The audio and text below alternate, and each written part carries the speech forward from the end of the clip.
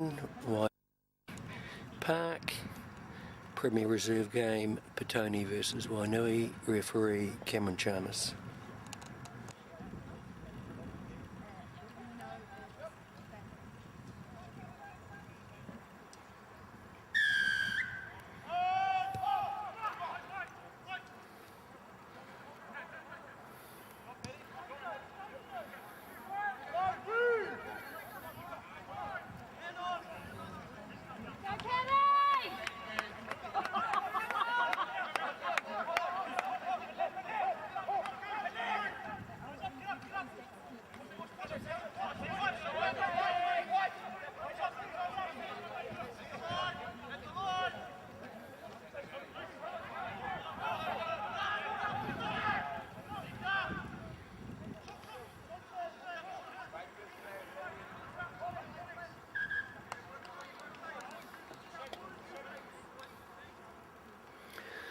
So with that secondary signal, Cameron, I'd like to see it above your head, just so it's much clearer for the spectators, nice and slow above the head.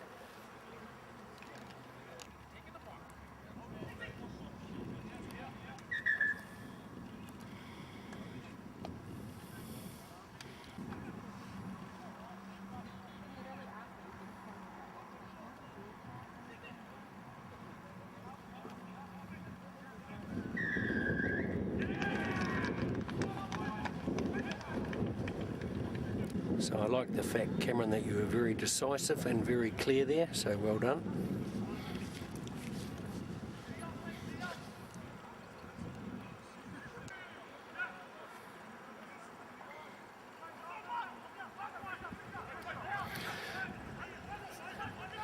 So you got away very lucky there, Cameron. I don't know why you were standing on the defensive side at the front of the line out there.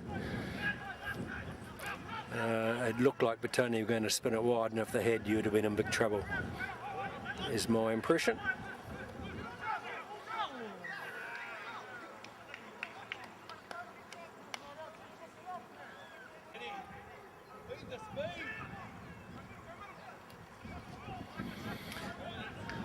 So that line-out positioning made much more sense to me, although you could have been slightly on the defensive side as well. If they'd gone straight off the front, that might have given you being slightly closer, but otherwise happy with that. It just made much more sense. Going to be interested, Cameron, whether you're going to look at the Wainui backline here at all, because they're all up offside. They're never back to the goal line, particularly second five centre and out.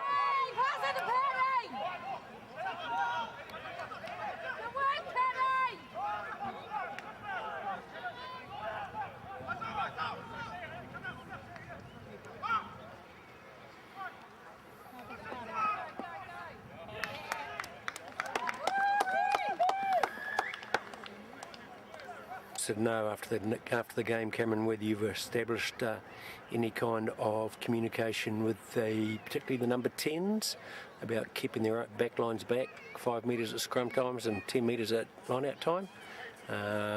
If you do that, of course, it gives you a very easy communication process with the number 10 at any stage with just a look or a point or a comment. But as I said, in that last scrum, looked like nothing was going on there in that regard.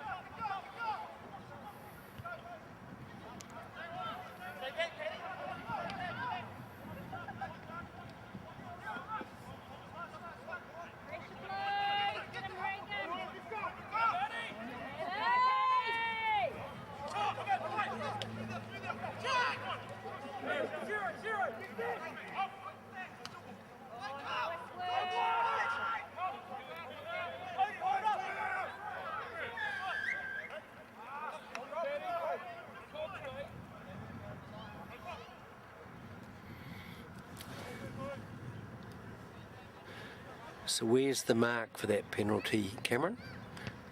Last man's feet.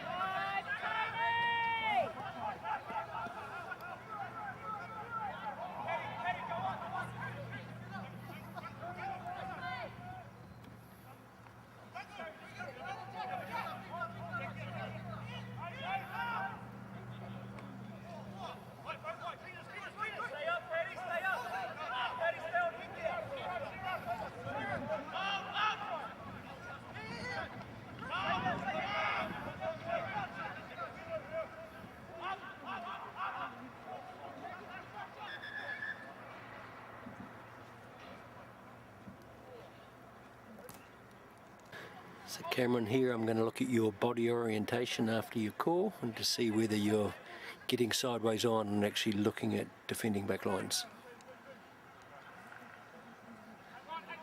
Yeah. So you replay that back again and look at your body orientation and where your head was. Once again, you never once looked at the defending back line.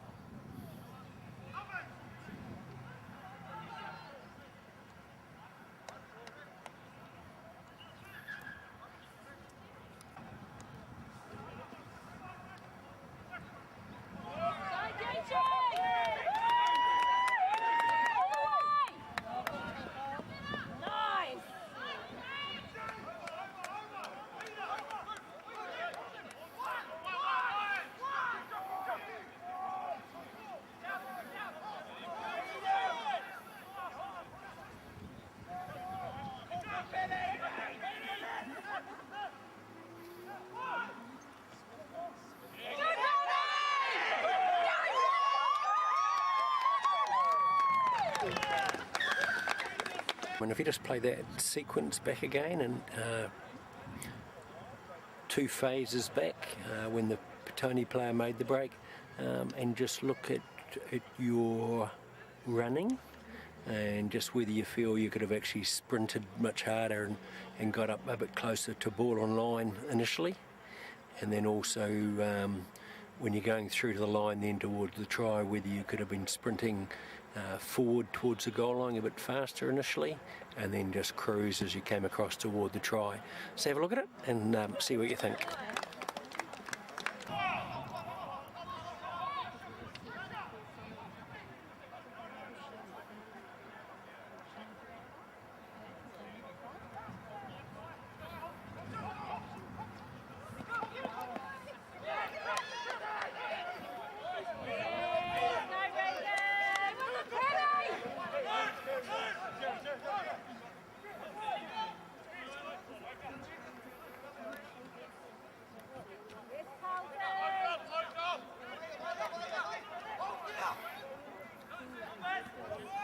So why is the arm pointed up in the air, Cameron?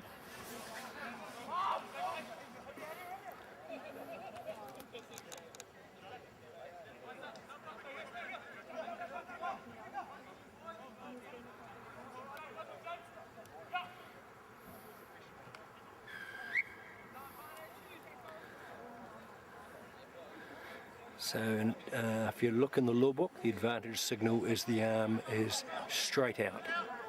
There is no other signal for advantage.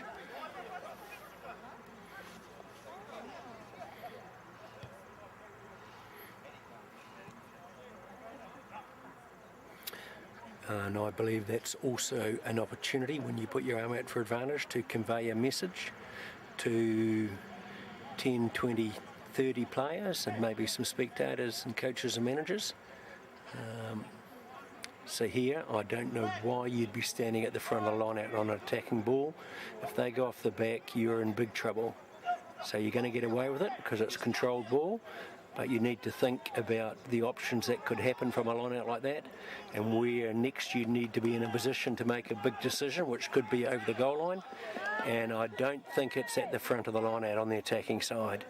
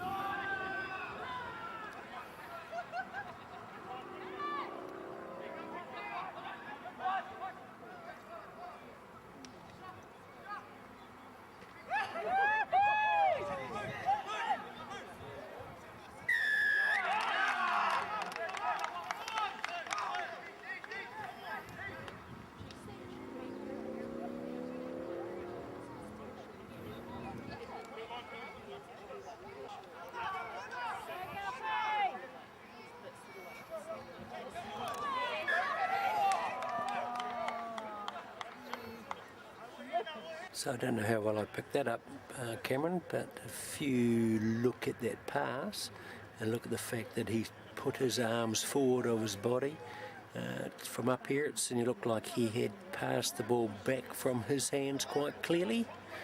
You obviously saw a different picture.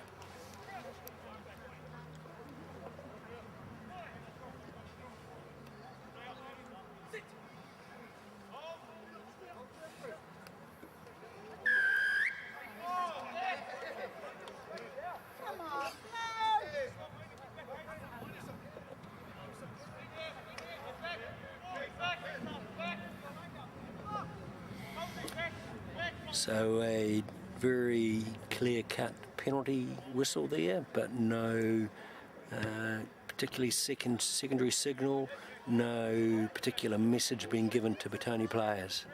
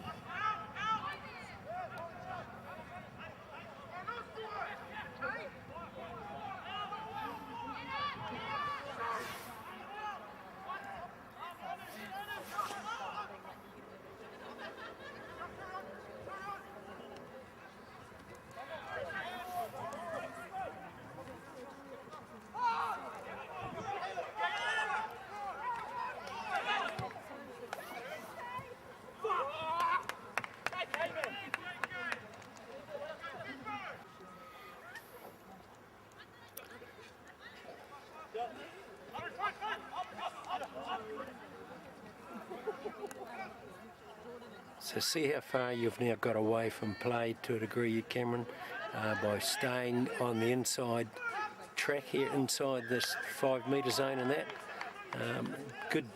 A good day, good ground. I don't understand why you'd keep standing at the front of the line out.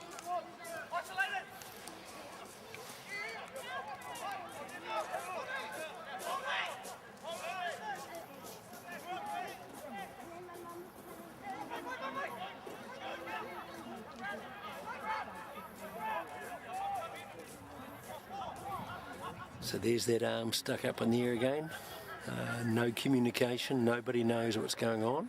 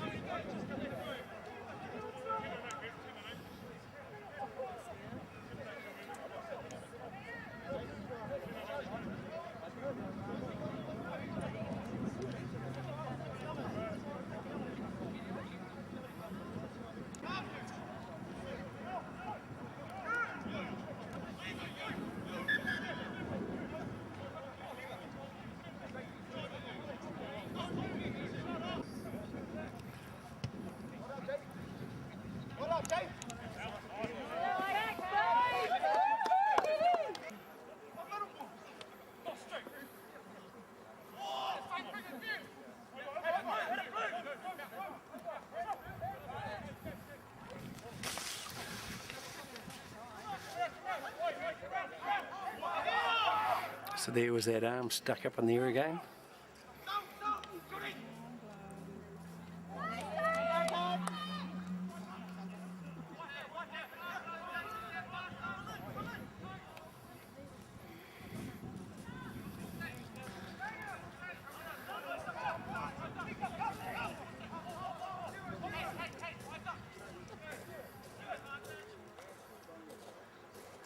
So I heard the advantage call that time, which is good, but no communication around the advantage.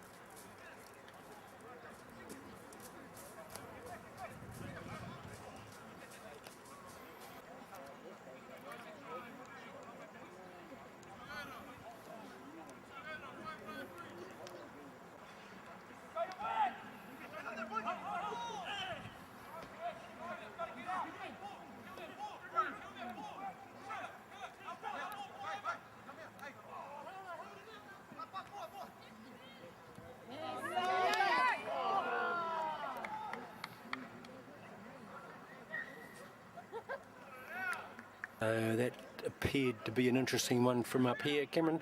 Certainly looked like it was lost forward by Petone. Why do Wainui get the advantage of a drop out 22?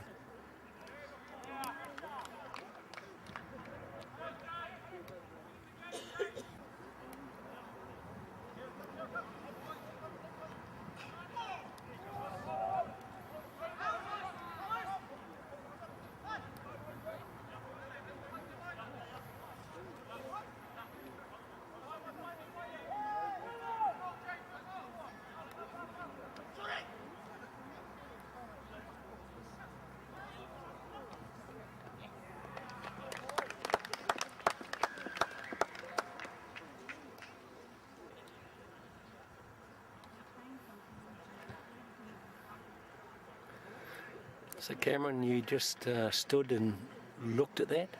If that had gone anywhere near the post, how are you ever going to make a decision about whether it went over, dropped in over the crossbar, whatever?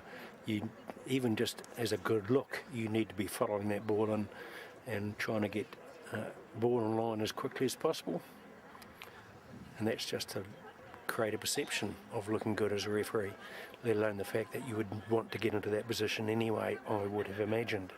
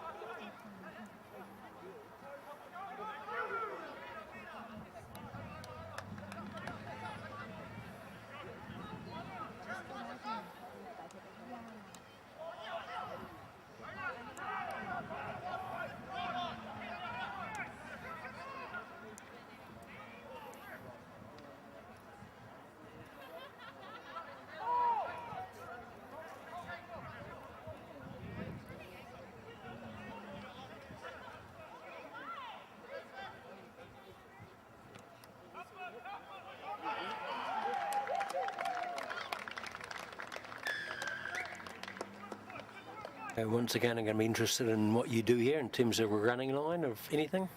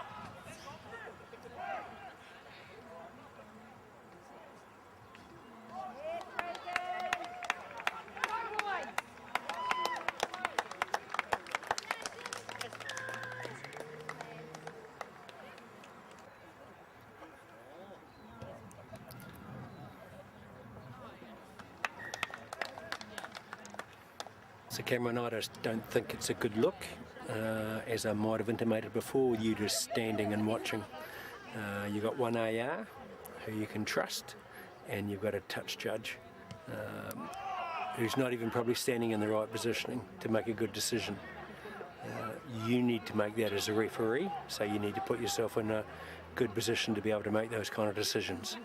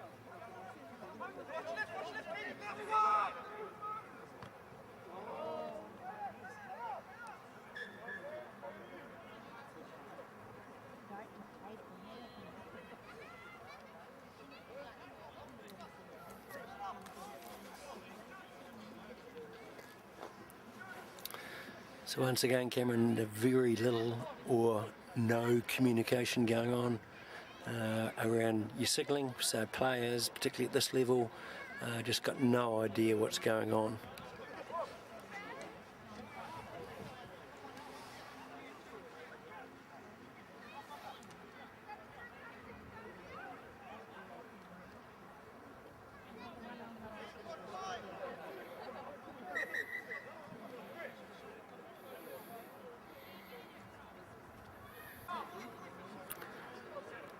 So for the penalty, I hope there was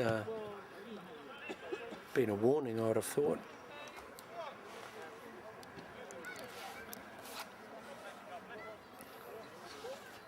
So I'm assuming that you'd given that out earlier around what your expectations were at scrum time.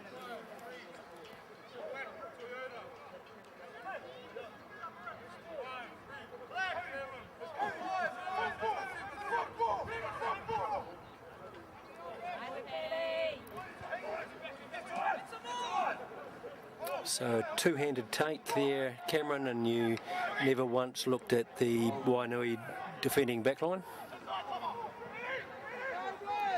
I think they may have some obligations when there is a two-handed take.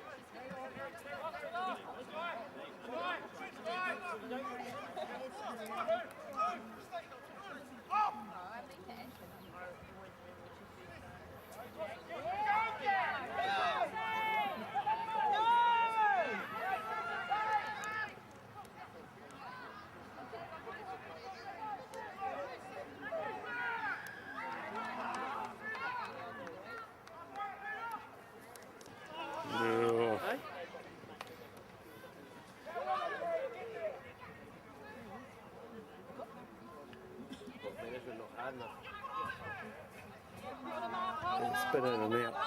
Bit in and out. Oh, is that okay? Yeah.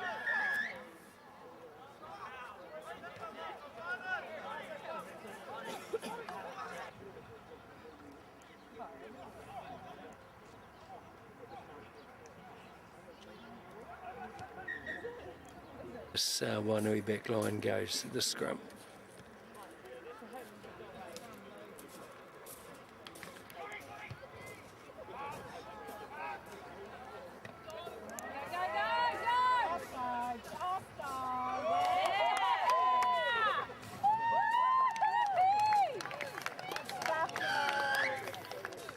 It was obviously very quick ball from the scrums, no great impact, I don't think.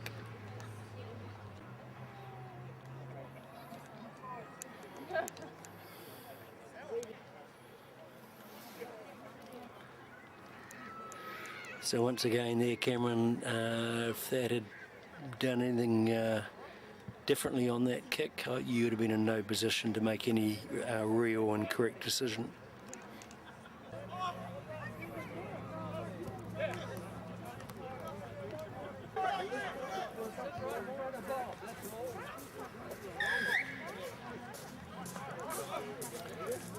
So what was the point in giving a free kick there when Petone had clear and good possession and you've just stopped the game?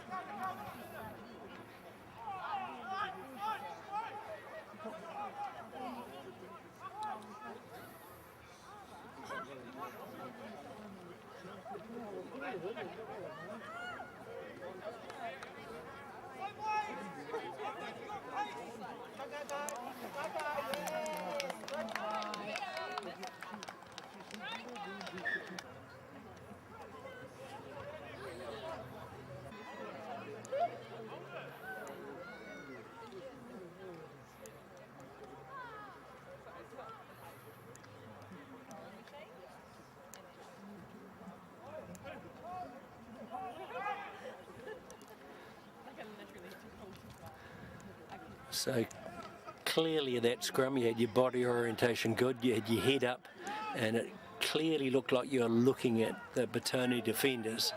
So that's certainly a distinct improvement over the first half.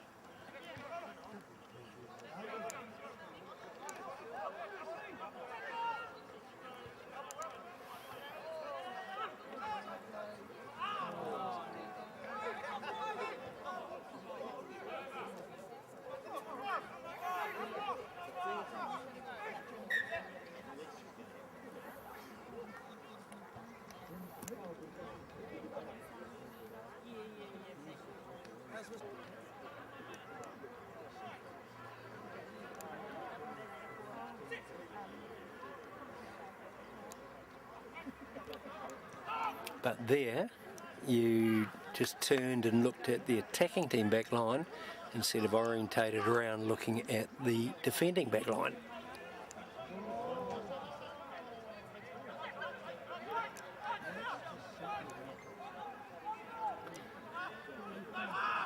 So there I would have liked to have had a very clear communication, advantage, deliberate knockdown.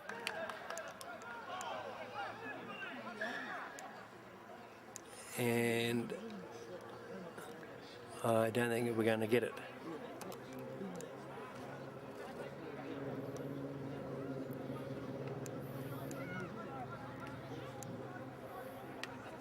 So I don't know how clearly I picked that up, Cameron, but if you replay it, quite clearly he was never going to catch that ball, jumped up to interfere with it, definitely knocked it forward. In Wellington now and worldwide, that is absolutely a penalty. And then you're going to make an assessment that close to the line, whether it also prevented a clear try. So because it definitely they had a clear overlap, I would have been like to have seen a yellow card in that situation as well.